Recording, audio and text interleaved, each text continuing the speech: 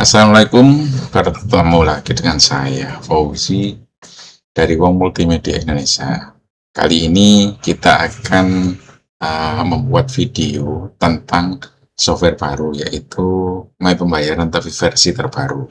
Versi ini memang online, jadi servernya server online, tapi dijalankan dengan aplikasi desktop ataupun laptop. Oke, menu yang pertama umum saja, tampilannya nanti sebelah sini, di sebelah kiri ya.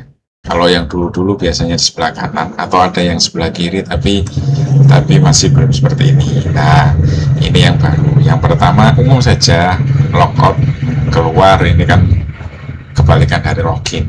Nah, kalau ini menambah tahun ajaran, kelas, ruang, jurusan, ini adalah menambah master kelas. Misalkan ini kelas 1, kelas 2, dan seterusnya. Jurusan, kalau tidak ada dikosongi seperti ini, kalau ada ya tinggal diketikkan apa gitu. Dan ruang juga gitu, ada A, ada misalkan nama sahabat, Ali, dan seterusnya. Bisa, bebas. Kemudian setting ini tujuannya untuk menggabungkan kelas, jurusan, dan ruang seperti ini. Kelas 1 atau kelas 2, jurusan yang tidak ada A gitu ya. Nah, kelas 2A namanya. Baik, kemudian langkah selanjutnya adalah data siswa. Ini menampilkan seluruh data siswa di sini. Yang penting ini dan nomor HP sebaiknya diisi karena itu mendukung fasilitas, yaitu fasilitas kirim WA saat transaksi serta tagihan lewat WA.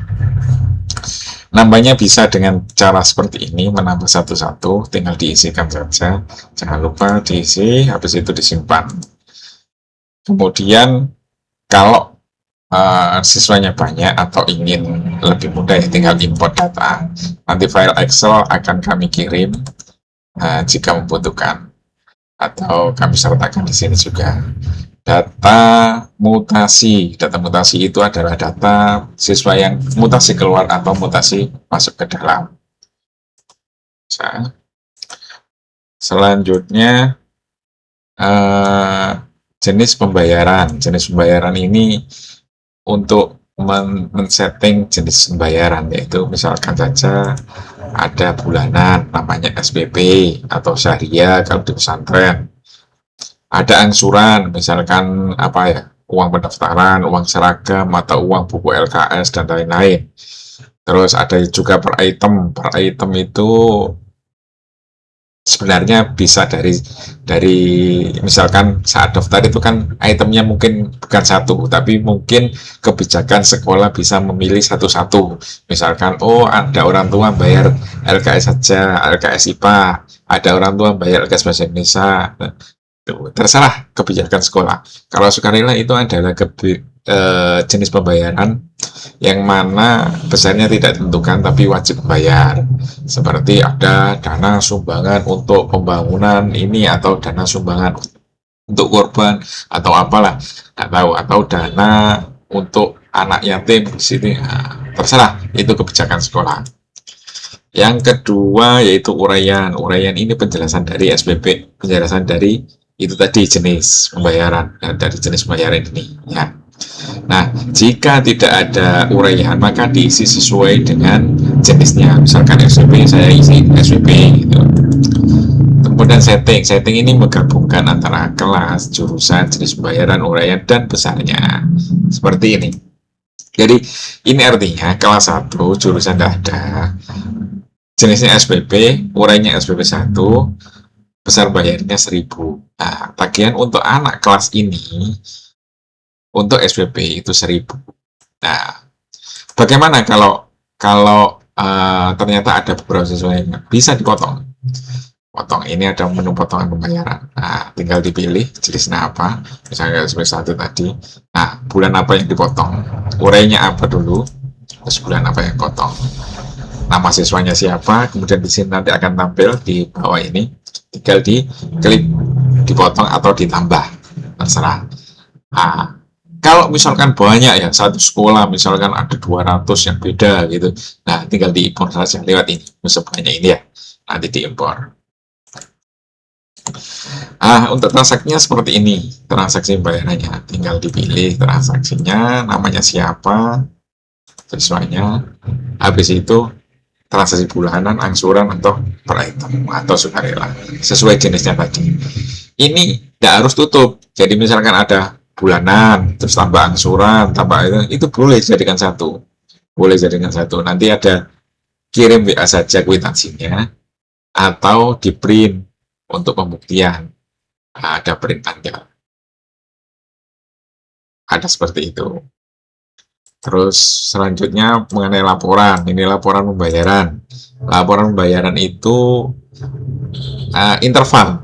Bisa hari ini saja atau sesuai yang dimaksud, misalkan mulai awal bulan sampai sekarang, atau bulan kemarin sampai sekarang, atau beberapa bulan yang lalu dengan bulan yang lalu juga boleh. Ini bebas jenisnya dipilih, kemudian petugasnya kalau kosong gini biar nanti semua petugas akan muncul di sini karena aplikasi ini support dengan banyak petugas. Kemudian nanti akan keluar apa saja. Jadi di sini juga bisa memudahkan seseorang misalkan ingin ada sekolah yang banyak petugas tapi ingin membuat totalan masing-masing petugas. Tinggal diklik saja ini berdasarkan filter ini. Kemudian update. Filter ini adalah filter untuk kelasnya. Terus berikutnya laporan-laporan itu laporan tadi, terus ini tagihan untuk bulanan. Jadi tinggal melihat ini bulanan, bisa di print juga. Ada tagihan angsuran sama seperti bulanan, bentuknya sama persis. Ada per item juga. Kemudian ada rekap pembayaran bulanan. Jadi selama setahun akan terlihat di sini. Ini bisa di print per kelas itu namanya. Rekap angsuran juga gitu sama. Ini per kelas. Rekap per item juga sama per kelas. Tujuannya untuk diberikan kepada biasanya wali murid wali kelas ya yang membantu untuk menjelaskan kepada siswa yang bersangkutan. Terus ada tagihan per siswa. Tagihan per siswa ini seperti ini, dipilih siswanya, nanti sampai bulan apa seluruh tagihannya akan keluar dan bisa dikirim WA, bisa juga cetak tagihan. Memilih siswa salah satu pun bisa, tinggal siswa yang dipilih siapa, situ nanti keluar. Di apa namanya? Di versi ini juga ada keuangan itu mulai jenis pembukuannya apa, misalkan buku bos atau apa dan lain-lain. Urainya juga ada, uraian pembukuan, kemudian setting pembukuan, tinggal setting. Ini hampir sama dengan pembayaran, tapi ini bedanya, ini pembukuan. Jadi dari berbagai macam pembukuan sesuai kebutuhan sekolah. Nah, nanti masuknya di sini. Misalkan tambah. Nah, tadi kan setting, nah ini keluarnya di sini, Pak. Jenis uraian pembayarannya apa, keluar. Terus ada setor ke bendahara.